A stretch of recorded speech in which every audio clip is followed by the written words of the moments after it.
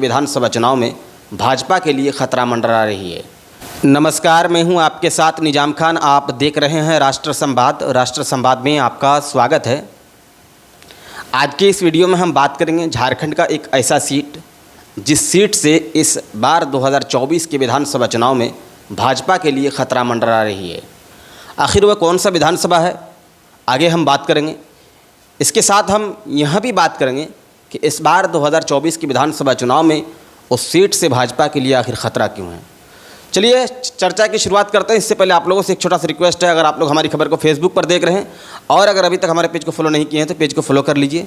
YouTube पर देख रहे हैं, चैनल को अगर अभी तक सब्सक्राइब नहीं किए हैं तो सब्सक्राइब कर लीजिए, लाइक कीजिए और इस विषय में कमेंट कीजिए। वीडियो अगर आपको पसंद आए तो इसको शेयर कीजिए। तो आइए बिना किसी देर किए हुए मुद्दे पर हम बात करते हैं। दोस्तों, होता है ना कि कभी किसी सीट से अगर कोई विधायक लगातार चुनाव जीतते आए और उस सीट से उसको चुनाव हार जाना पड़े तो फिर कैसा महसूस होगा।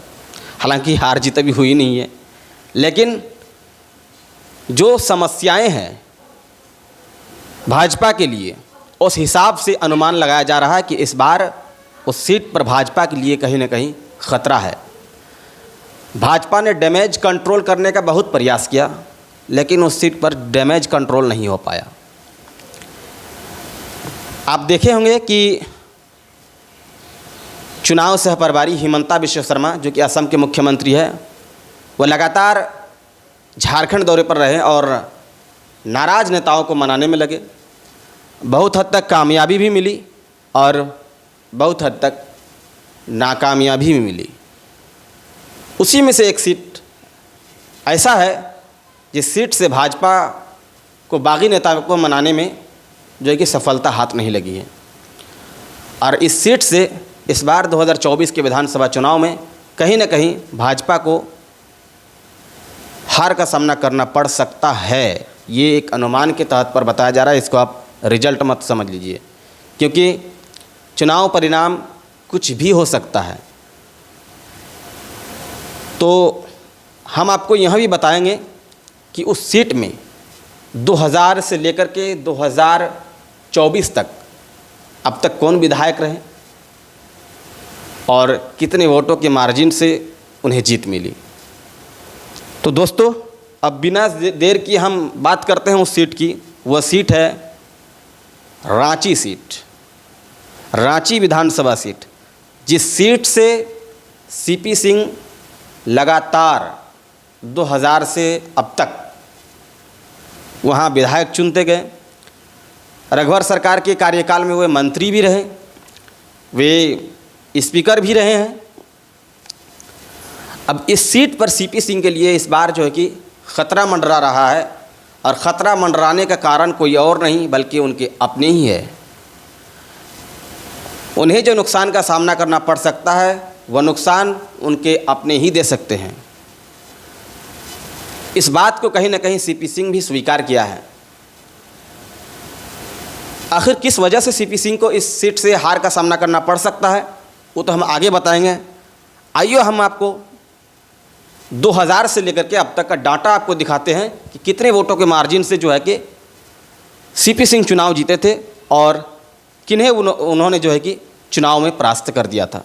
तो सबसे पहले हम बात करते हैं वर्ष 2000 की, जिसमें सीपी सिंह भारतीय जनता पार्टी की ओर से चुनाव लड़े और चुनाव जीत गए, जिसमें उनको वोट जो है कि हासिल हुआ 56,445। वहीं उनके जो प्रतिद्वंदी थे जयसिंह यादव आरजेडी से चुनाव लड़े थे, हालांकि उसमें उनको हार का सामना करना पड़ा। उस समय उन्होंने 20,236 कुल वोट प्राप्त किया।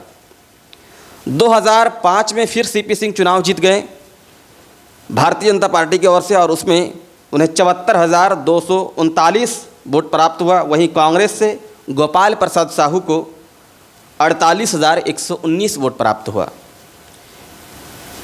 फिर तीसरी बार 2009 में भी सीपी सिंह भारतीय जनता पार्टी की ओर से चुनाव जीत गए और उसमें उन्हें 66,161 वोट प्राप्त हुआ। हालांकि इसमें उन्हें वोट 2005 के तुलना में कम प्राप्त हुआ। वहीं प्रदीप तुलसियान कांग्रेस की ओर से चुनाव लड़े थे, उसमें उन्हें 39,000 50 वोट प्राप्त हुआ था।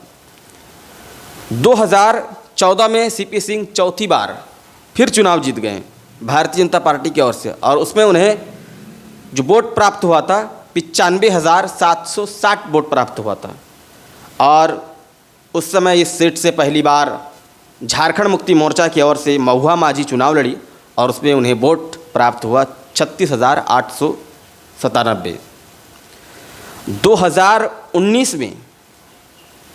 2019 में फिर सीपी सिंह जीत गए और उसमें जो वोट प्राप्त हुआ वो 2014 के मुकाबले काफ़ी कम वोट प्राप्त हुआ, हालांकि जीत मिली और उसमें उनको वोट प्राप्त हुआ 79,646।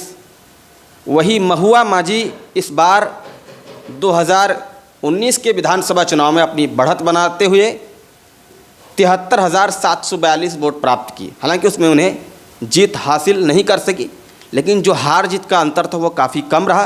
5,904 वोटों के मार्जिन से जो है कि महुआ माझी हार गई थी।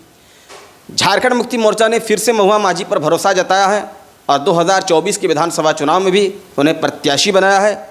वहीं भारतीय जनता पार्टी ने भी सीपी सिंह पर भरोसा जताया है और सीपी सिंह को फिर से जो है टिकट दिया है और अपना प्रत्याशी बनाया है। पूर्व में अटकलें लगाई जा रही थी कि सीपी सिंह की बढ़ती उम्र को देखते हुए भाजपा इस बार उनका टिकट काट सकती थी, लेकिन ऐसा नहीं हुआ। यहाँ पर एक भाजपा के नेता उत्तम कुमार यादव बागी हो गए और उन्होंने निर्दलीय नामांकन कर लिया और निर्दलीय चुनाव लड़ने के मूड में है, यहाँ तक कि चुनाव मैदान में है। यानी एक तो 2019 के विधानसभा चुनाव में सीपी सिंह का वोट प्रतिशत ठीक नहीं रहा, हार जीत का आंकड़ा भी ठीक नहीं रहा। इसके ऊपर फिर से 2024 में अगर उन्हीं के नेता अगर बागी हो जाए तो यह नुकसान कहीं ना कहीं सीपी सिंह को भुगतना पड़ सकता है। हालांकि सीपी सिंह ने भी खुद कहा है कि नाराज़ नेताओं को मान लेना चाहिए, बागी नहीं होना चाहिए, नहीं तो झारखंड मुक्ति मोर्चा को इसका फ़ायदा पहुंच जाएगा। कहीं ना कहीं सीपी सिंह भी समझ गए होंगे, क्योंकि काफ़ी लंबे समय से उनका राजनीति का अनुभव रहा है। हालांकि हार जीत ये चुनाव परिणाम के बाद ही स्पष्ट हो पाएगा। ये सिर्फ अनुमान के तहत पर वहाँ की स्थिति के तौर पर मैं बताने का प्रयास कर रहा हूँ। इसको आप रिजल्ट कतई नहीं समझिए, क्योंकि रिजल्ट और अनुमान दोनों में बहुत फ़र्क होता है। आप लोगों को क्या लगता है इस बार रांची से कौन चुनाव जीतेंगे? कमेंट बॉक्स पर ज़रूर बताएं।